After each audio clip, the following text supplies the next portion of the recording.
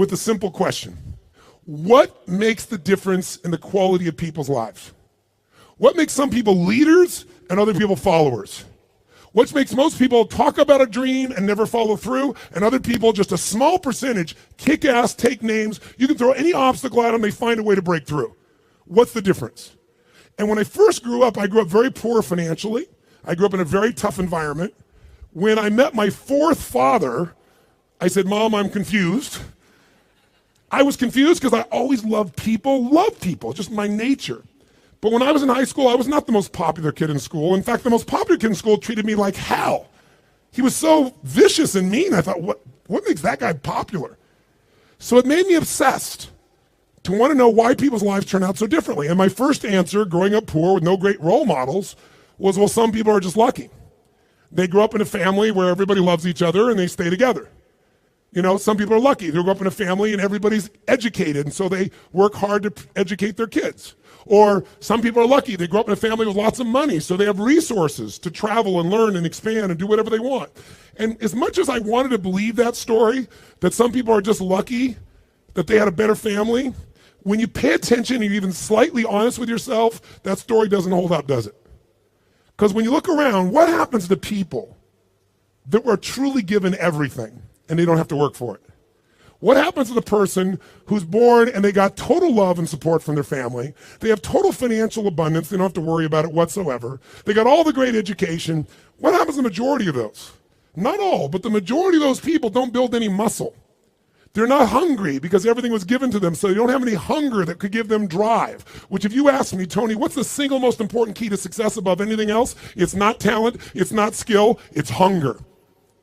If you get enough hunger going in you for an answer, you'll find the answer. If you get a hunger enough inside of you that says, I got to take things to a next level, I got to achieve, I got to make a difference, I got to expand, you will find the answer. People's intelligence will expand if they got enough hunger. But if you got everything and you're not hungry, you're not going to have much. Look at the pathetic people you read about in the rag newspapers who were given everything. And as a result, what do you find out? The majority of people that are given everything, you find them living in rehab. They've been getting everything else, and they're going in and out of rehab for drugs or alcohol or something else. And then you find these people that life seems to have stepped on. You know the kind of people I'm talking about? Life has kicked them in the face. They've experienced tremendous injustice. Nothing has been fair to them. They've been abused mentally, emotionally, sexually, spiritually, whatever. And very often, those are the very people that most of us are inspired by, who achieve levels that most people never dream about and who touch society. For example, what would you guess would be the future for a child if I described their background? Because most people think biography is destiny. What you've been through determines who you are. And most of us, if we're not succeeding, can tell everybody the stories of why we're in that place. But it's much more fun to tell people where you are today in spite of what happened in your life. That's a much more interesting story, isn't it? But if you look around, what if a person's story is this? True story. A person's born and their father's not there as a baby. Their father left before they got there. Their mother is going to raise them, and their mother's 13. A child being raised by a child. If that's all I told you, what would you predict the future of this child would be? Real positive, uplifting, expansive, powerful, influential, or concerning? Concerning. What if I said this 13-year-old mother didn't know what to do with this baby and was overwhelmed, so she gave the baby most of the time to her grandma, who had lots to deal with? And what if I told you, with grandma not noticing, before this child was 13, she was sexually abused more than 3 times by different people in family and friends? Now, a little baby being abused, a child being abused. What's the future? Doesn't look too bright, does it? What if I told you at 13, when the baby turned 13, this baby became exactly like her mother and became pregnant as well? Followed exactly in her mother's footsteps. What if I told you at 13, when the baby arrived, the baby was stillborn? The baby died at birth. What would that do to an adult mom having a baby, much less a 13-year-old child?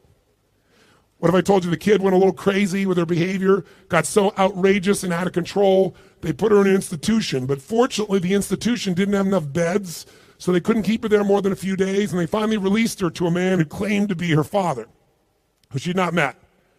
By now I'm sure you figured out whose story this is. Who is it? This is Oprah Winfrey's story.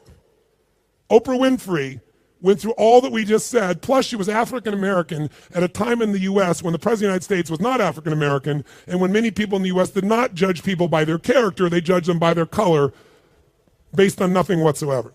This woman has become one of the most influential people in the world, females on the planet, and that's her story. So the reason is, whatever story you're being told about the economy, whatever story you're being told around you, you have to be so aware not to buy into a limiting story. Either someone else telling you that or you telling yourself that. And I'll tell you something, it's gotten worse as the years gone by, and I think the US has been the leader in it. I'm not attacking my country, it's interesting what's happened in my country in the last 2 decades. Some of you may be old enough to remember 20 years ago when things started to change, because America likes to export their stories. So I think many of you, if you're around then, can remember there was a story of 2 young men who killed their parents in Los Angeles. Their names were the Menendez brothers. Does anybody here remember that story, the Menendez brothers? Keep your hands up so I can see a sense. Yeah, quite a few of you can remember the story. If you didn't know the story, it's about these 2 young men. They killed their parents, their mother and father, at point blank range with a shotgun, murdered them in cold blood. But when they went to a jury trial, the jury couldn't decide. They admitted they did it. They admitted it. But they said, but our parents were abusive. And so the jury literally was deadlocked. It took 2 jury trials to convict them. Now, all because they were abused. Well, many people are abused. They don't kill their parents with shotguns, right? See, if you and I are going to be successful, we're never going to get it by blaming somebody else, including God. People say, I'm poor because God wanted me to be poor. I'm fat because God got me to be fat. No, you're poor and fat because you sit on the couch and watch TV and eat Cheetos all day. It's not God's fault. So what I'm suggesting to you is you and I have to come up with a better story, a story that can make things work. So now I want you to tell me the truth on something here. Tell me right now, who here in this room has ever failed to accomplish something that really mattered to you? We all know we failed at some point. The first time I ever asked this question on stage, it was spontaneous. I was at this group called TED, Technology, Entertainment, and Design. And I asked everybody in the audience, because they're all multi-billionaires, the guys that started Yahoo, the guys that started Google. It's this really unique group of people. And they're in this darkness. And they weren't responding, so I said, let me just ask you a question. How many of you have ever failed? No one raised their hand. I said, thank you for your full participation. How many of you have ever failed? They all raised their hand. I said, great. When you failed in the past, why did you fail? And this is where you hear people's story. Remember why I'm telling you this? Because I want to tell you right now, you might write down something. Change your story, change your life. We all have a story about why we are where we are. If you're not where you want to be in your life, in some area, like maybe your body's great, but your finances aren't, or your finances great, but your relationship sucks, or doesn't, or whatever, the bottom line is, you've got a story why it's that way. And the story we tell ourselves protects us from pain. It gives us a reason why it's not our fault, or it's going to be okay in the future.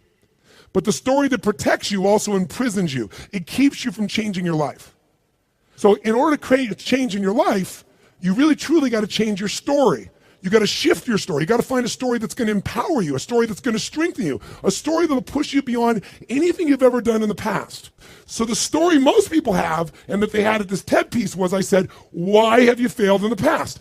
Didn't have the money, didn't have enough time, didn't have the right resources, didn't know the right people, didn't have the right contacts, didn't have the technology. Some people said we had a lousy leader. The leader said I had lousy people. Right? Isn't this stuff that people tell you? And then in the darkness, I heard this voice say, I didn't have enough Supreme Court justices. And I looked into the dark room down there in the front row, and it's Vice President Al Gore, who lost to George Bush. And the whole crowd, I was in Northern California, it was a Democratic crowd, so they all stood up and cheered like crazy. And when they're done cheering, I just stood there and I said, that's one way to explain why you didn't become President of the United States. You didn't have enough Supreme Court justices. But I might suggest there might be a different reason. And everybody was like quiet, going, what's he going to say? And I said, let's look at everybody else first. Those of you who told me you don't have the money, you don't have the time, you don't have the education, you didn't have the right people, didn't have the right skills, didn't have the right technology, you didn't have the right Supreme Court justices, or enough of them. I would submit to you, you've all told me the reason you failed is you didn't have the resources. Time is a resource. Money is a resource. Technology is a resource. Knowing the right people is a resource. And I said to the audience, here's my experience working with the most successful people on the face of the planet, athletes, presidents of the United States, multi-billionaires. Here's what I know from them. Resources are never the real problem. A lack of resourcefulness is the real problem. I'll say it again. Lacking the resources is not the problem. Lacking resourcefulness is the real problem. What I mean by that is very simple. The ultimate resource is human emotion. What starts wars? Is it logic? Hell no, it's emotion. What makes you get married or get divorced? It's emotion. What will make you stay up all night, work to build your business? Emotion. What will make you give up? Emotion. If you don't master your emotion, if you don't become resourceful, then you're going to think the problem is resources. Because I'm here to tell you, every great person I know didn't have the resources, but they got them because they're resourceful. And what that means is, if you're creative enough, creativity is an emotional resource, can you find an answer to the problem, yes or no? If you're determined enough, can you find the money that you don't have? Can you find it, yes or no? If you care enough and get other people to care with you, can you get them to help you, yes or no?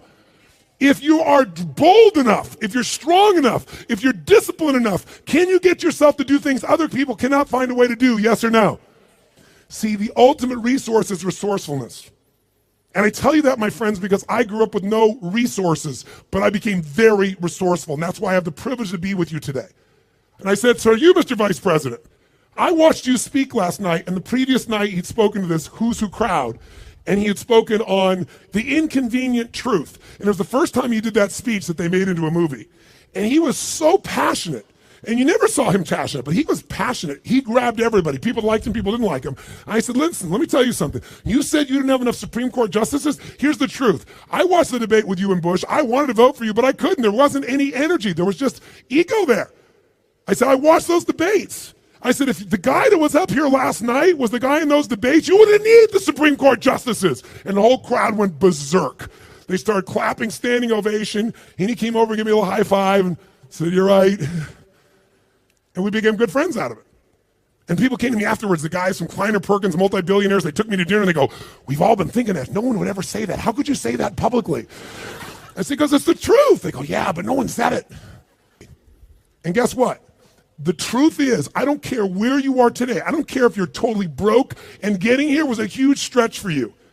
If you can find the hunger inside of you and you can remember, I don't need resources, I need resourcefulness, that'll get me the resources, then anything you dream about you can make real. But the minute you forget that and you come up with a story that goes, I don't have the money, I don't have the time, I can't do it, it's too far away, that's what's gonna kill you.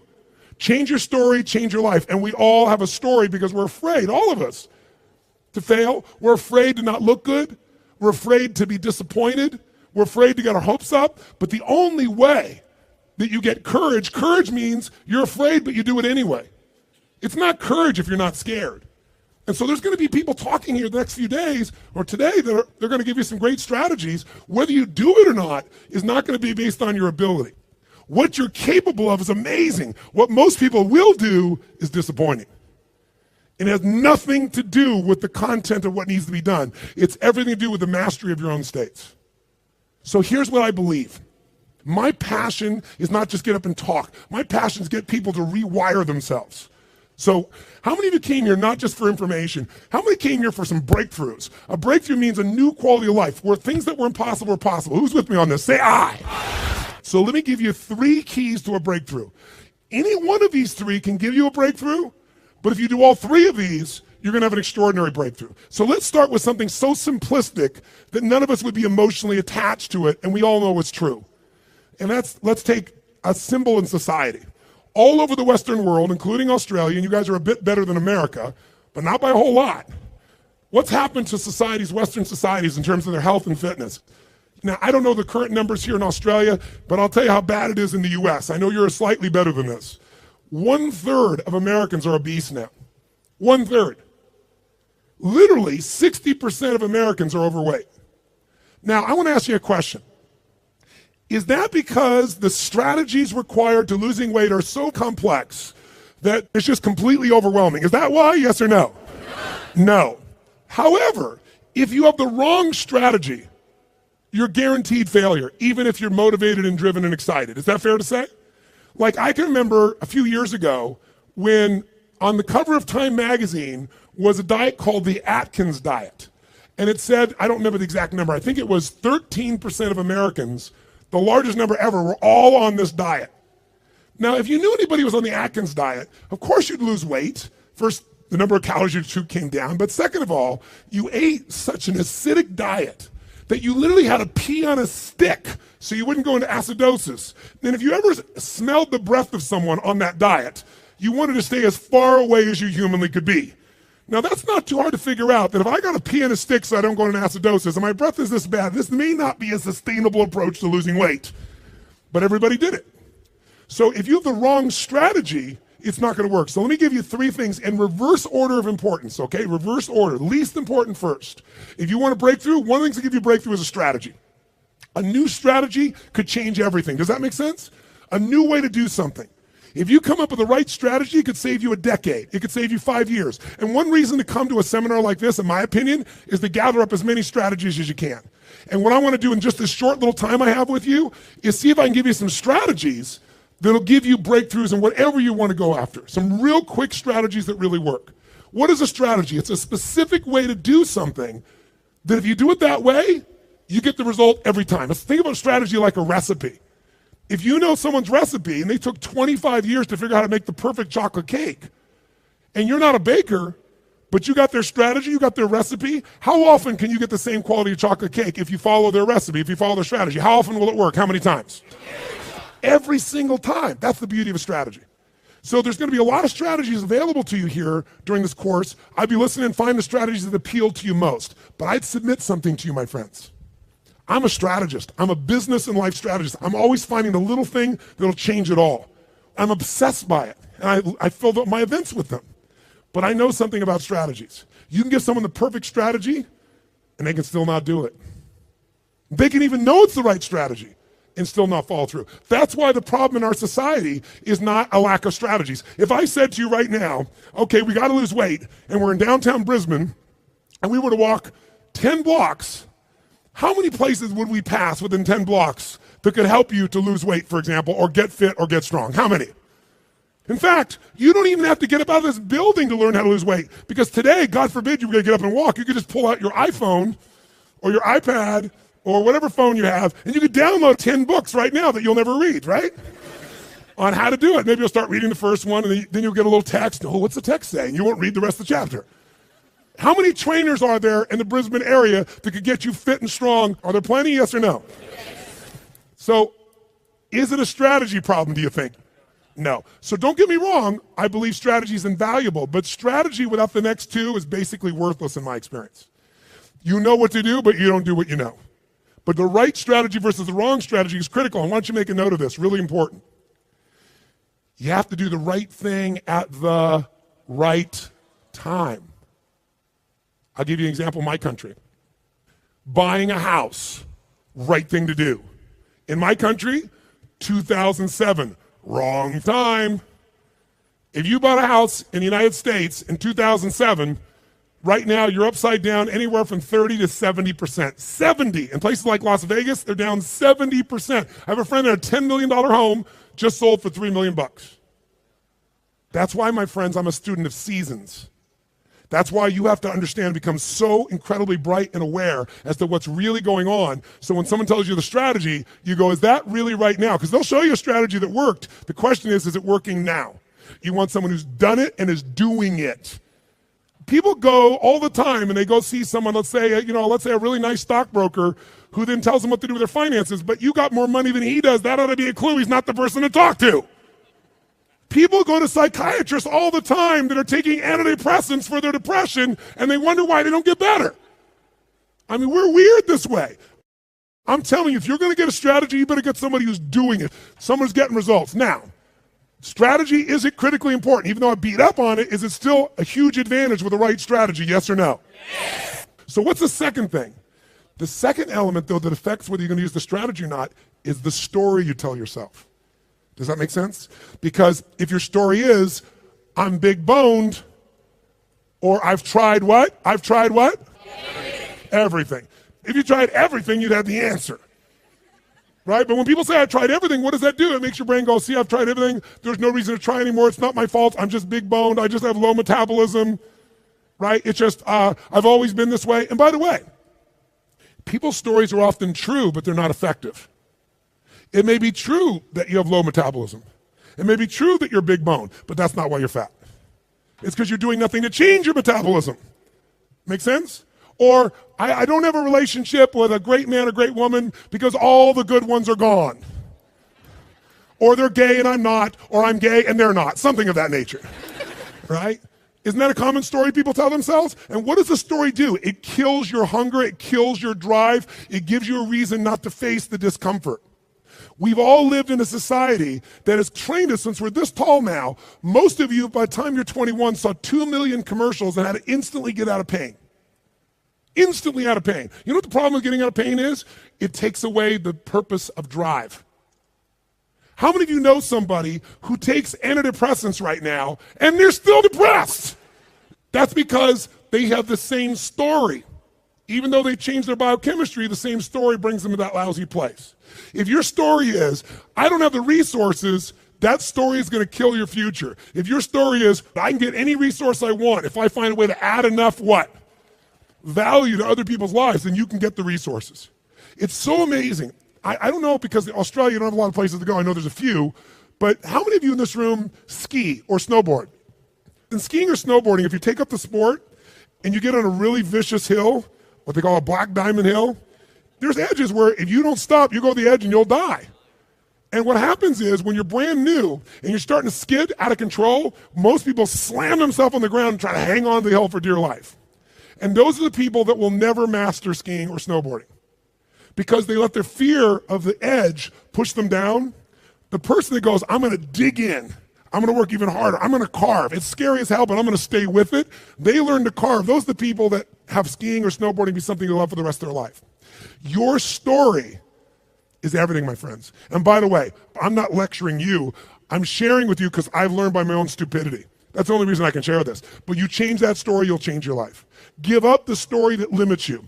It may even be true. You may have ADD. You may have been abused as a child. It may be true. But that story is not why you don't have great relationships or a great business now. You don't have great relationships or great business now because you're so afraid of trying and failing, you keep telling that story instead of taking action. Third key, the most important key. Because by the way, if you come to somebody and they go, well, I'm big bone, and they go, that's just your story. They're going, I'll show you a story. I'll beat you to a pulp. We have to do this to ourselves. But if you are going to help someone change, including yourself, you need the third element, the most important element, and that is you need the right state. State, or Australians call state. State. If you're going to have the right state, then what you have to understand is your state determines how you think and feel. Right? How many of you in this room can remember a time when you got really angry at somebody? Did you ever notice when you're really angry at somebody, suddenly you remember everything they've ever done? Because when you go in that angry state, it makes you take the parts of your brain that relate to a story that supports that state. On the opposite, how many of you in this room can remember a time in your life when you fell head over heels in love with someone out of your mind? How many can remember a time like that? Say I. It's been a long time for some of you. Is that all the... Make the sound of head over heels in love. Go ahead, make the sound. Is that short-lived for you? Let's try this. Ever been so head over heels in love you couldn't stop thinking about the person? You want to make love to them every moment. You're just dreaming of them. You felt them wanting you. You wanted them. You're out of your mind. Make that sound. What does that sound like? Go ahead. Much better. Much better. See, in the beginning of a relationship, when you love somebody, what will you do for them when you love somebody? What will you do? Anything. If they say, would you take out the trash? You go, take out the trash. Right? But after 7 weeks, 7 months, or 7 years, or 70 years, somewhere in that range, something clicks different in you and they go, could you take out the trash? You go, what do I look like, your janitor? And they go, I don't know what it is. We used to have so much passion. Where did it go? I'll give you a clue. Write this down. If you do what you did in the beginning of the relationship, in the end of the relationship, there won't be an end. If you do what you did in the beginning of the relationship, in the end of the relationship, then there won't be an end. How long have you two been together? A year. 20 years from now, there'll be no worries for you two. He's got his arm around her.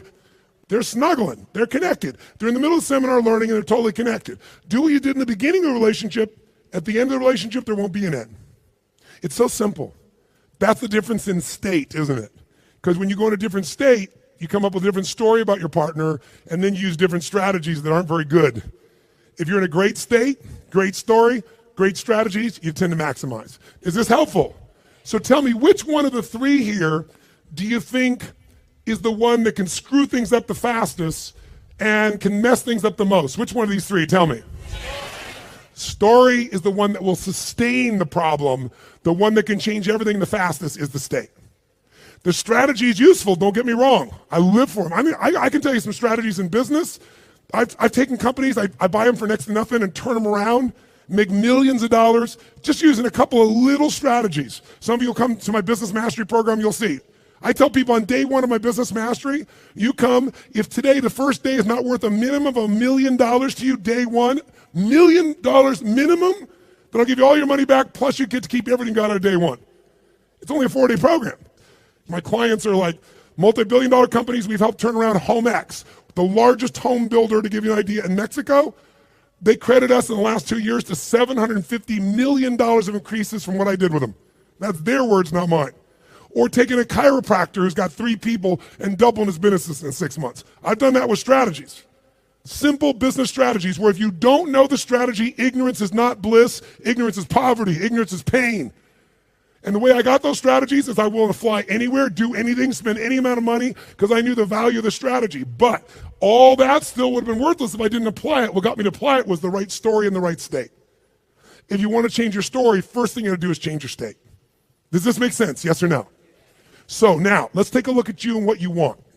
If you and I want to say, why do people's lives turn out differently than other people? We can come up with one word and I can show you where it is. Decisions. Write down decisions, not conditions, determine my destiny. Decisions, not conditions, determine my destiny. If you look at your life and you look back on it over the last 10 or 15 years, I'd be willing to bet there have been some decisions that if you would have made a different decision, your life would be radically different today. Your relationships or your income or your happiness or your body weight.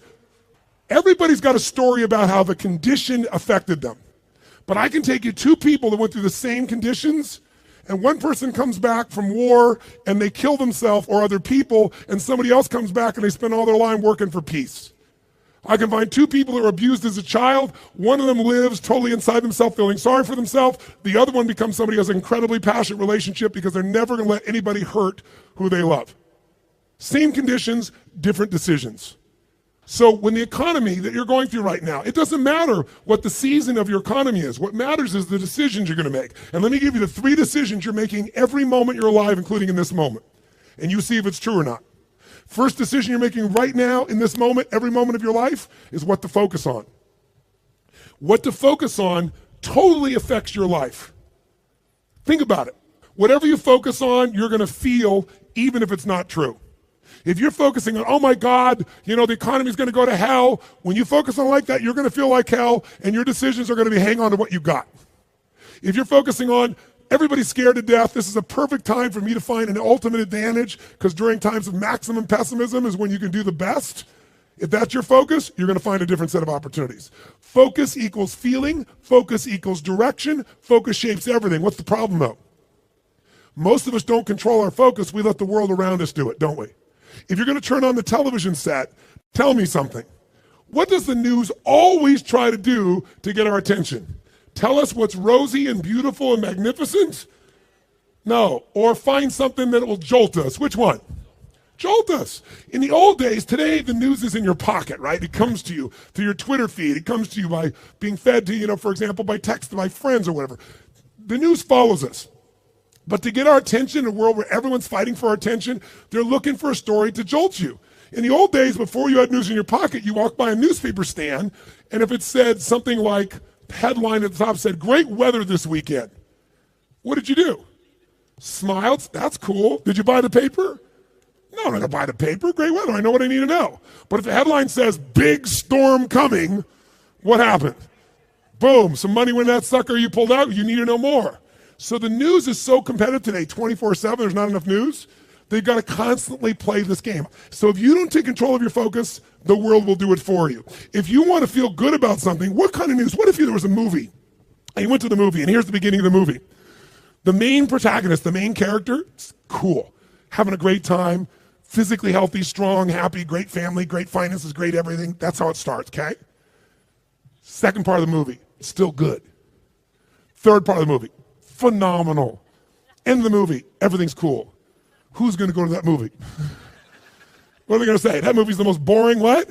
Movie on the planet. So you and I, if we don't take control of our own focus, we let the environment do it for us because they're always looking to get your attention. Film at 11, your child could die by drinking the natural water here coming out of this area. And when you get to the story, it's never quite the story, but they use that headline to get you. There are headlines in your own life too, though, aren't there?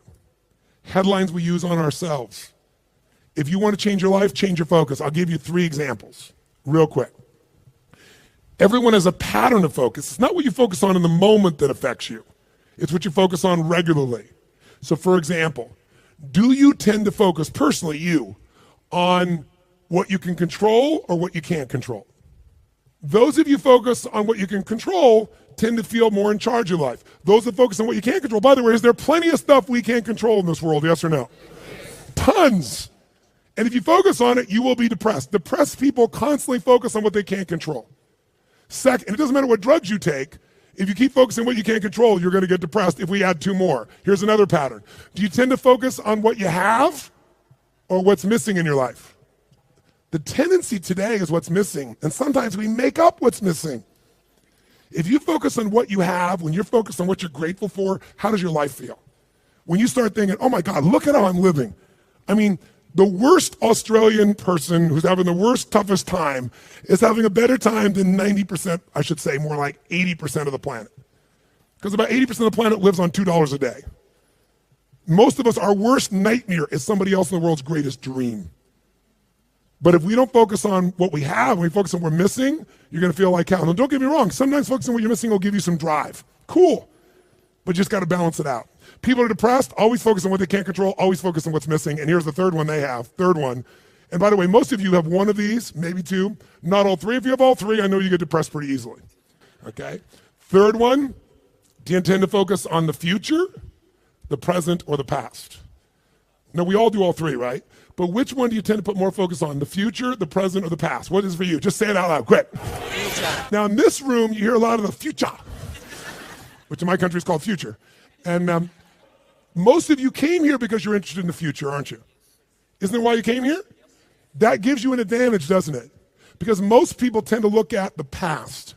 If you're focused on the past, since you can't control it, it's going to probably, many times, lower your energy or even depress you. If you focus on the present, you'll probably be happier because the present moment's got more to it. A great business person looks at the future and the present, back and forth. A great happy human being tends to live in the present. A miserable human being tends to live in the past. Now, there's some exceptions. If your past is the best part of your life, you might want to spend more time there. But the problem is, if you're trying to drive yourself into the future and you're using a rearview mirror called the past, what's going to happen, my friends? Tell me what's going to happen. You're going to crash. You're not going to go backwards, you're going to crash. Make sense? So these are just 3. I could give you so many more, and if you decide to come to the seminar, we're not just going to tell you this, we're going to work on it. But I want to at least make you aware of it. So if you catch yourself focusing on what you can't control, go, okay, of course I can't control this, but this is what I am in charge of. This is what I can control. I'm missing this, that may be true, but here's what I do have. That will shift your state, which will then allow you to come up with a better what? Story, which will then get you to possibly be able to use a better strategy. Here's the second decision you're making right now as you're sitting here. Second decision, as soon as you focus on something, you now have to give it a meaning. What does this mean? What does this mean? So for example, is this problem in your life a problem? Is it God punishing you? Would it feel different than if you said I have a problem versus God's punishing me? Or is it a challenge? Or what if it was a gift? What if this problem was truly a gift? Would it change how you felt, the state you're in, the strategy you would find, versus if you thought this was a curse? You better believe it. And every moment we're making decisions once we focus on something, on what it means. Were you just humiliating me? Were you teasing me? Were you challenging me? Whichever one you come up with is going to change a very different relationship between you and I. And it's all what you make up in your head, the meaning you give it. Is this the end or the beginning? If you think this is the end of a relationship, are you going to treat the person the same way as if you think it's the beginning of a relationship? Yes or no? If you think this is the end of your career, the end of opportunities to invest versus the beginning of them, then your whole experience is different. If your economy really were to take a huge explosion and take a huge drop down, it would be one of the greatest opportunities of your life. The fact that it's no longer growing geometrically is an advantage to you, if you understand that. Because by the way, you make more money when things burn down than when they grow because they burn down faster. It takes years to build the towers in New York. Burn them down in a couple hours. And if you're smart, you can know how to do well no matter what the economy is doing. That's really the skill set you got to master. But none of that will you get to unless you can come up with an empowering meaning from the situation. That's what makes somebody successful. What makes Oprah Oprah is she focused on what she could control. Oprah focused on what was possible, what was in the future, and how she could do something right now to make it happen. Oprah mastered meaning. She didn't say, I'm African American, I'm poor and I'm broke and I have no resources. She goes, I'm a tower of power and I'm going to find a way to make this world change. Those belief systems got her, those states and beliefs, to the strategies that made her Oprah. Make sense? So the piece here is meaning. What does it mean? And then the third decision you're making right now, and again, when I say you're making it, be honest. You may not be making these decisions consciously. They may be being made in your unconscious just habitually because you're not paying attention. That's why you and I want to change our life. We got to wake up. So we decide what we focus on, we decide what things mean, and then the third decision, we decide what to do. What to do. Do I quit or move forward? Do I go interview this person and figure out what they know, or do I just go home and have lunch?